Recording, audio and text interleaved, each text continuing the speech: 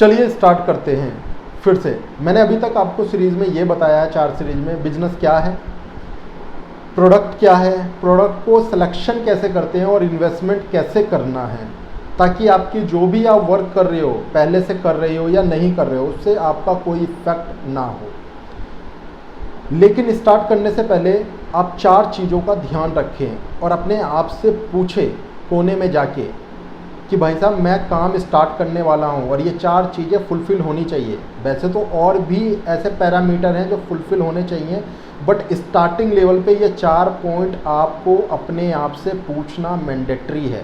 पहला पॉइंट, आपका इंटरेस्ट। जो भी काम कर रहे हो, आपका अपना खुद का इंटरेस्ट कितना है वो काम करने में, क्योंकि बिजनेस के अंदर आपको रात और दिन देखना नहीं है, क्योंकि वो दोनों टाइम काम करवाती है आपसे। तो आपका जब इंटरेस्ट नहीं होगा तो आप बिजनेस को इतना टाइम नहीं दे पाओगे।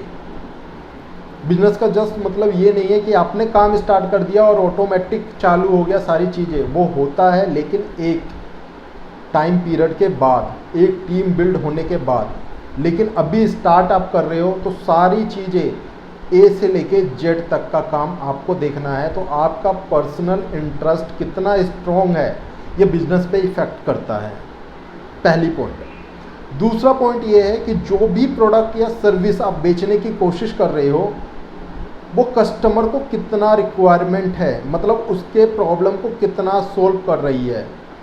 अगर आपने कोई ऐसा प्रोडक्ट सेलेक्ट कर लिया जो कस्टमर के पास पहले से प्रॉब्लम है और आपने उस प्रोडक्ट को बेच के कस्टमर को दूसरी प्रॉब्लम दे दी, तो वो ज़्यादा दिन सस्टेन नहीं करोगे। ये पहले वीडियो में भी मैंने इस चीज़ को एक्सप्लेन करा है।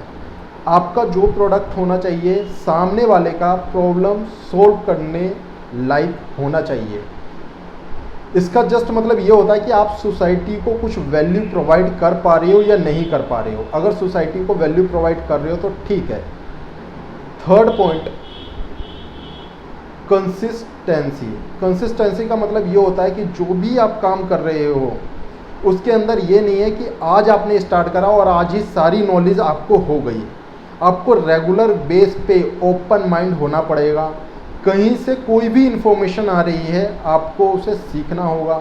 जो प्रॉब्लम है आपको डिस्कस करने होंगे, या जो काम कर रहे हो उस फील्ड में जो भी काम कर रहे हैं आपसे पहले, उनके बारे में पढ़ना होगा, समझना होगा, नॉलेज लेनी होगी। उसके बाद आपको काम स्टार्ट करना है।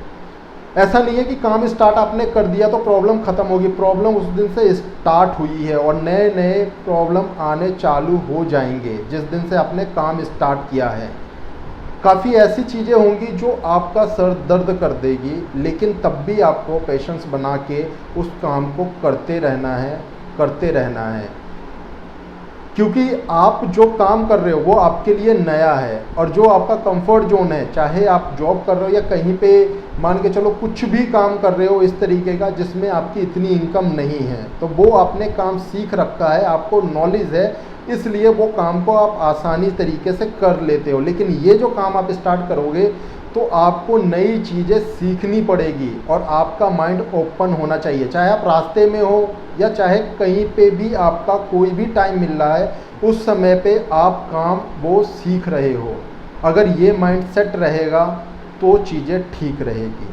चौथा पॉइंट ये है कि आपको उस प्रोडक्ट के बदले कुछ वैल्यू आपको मिल रही है, मतलब कुछ पैसे आप भी कमा पा रहे हो। तब ये चारों पॉइंट अगर परफेक्ट हैं काम स्टार्ट करने से पहले, तो फिर ठीक है, फिर काम स्टार्ट आप कीजिए।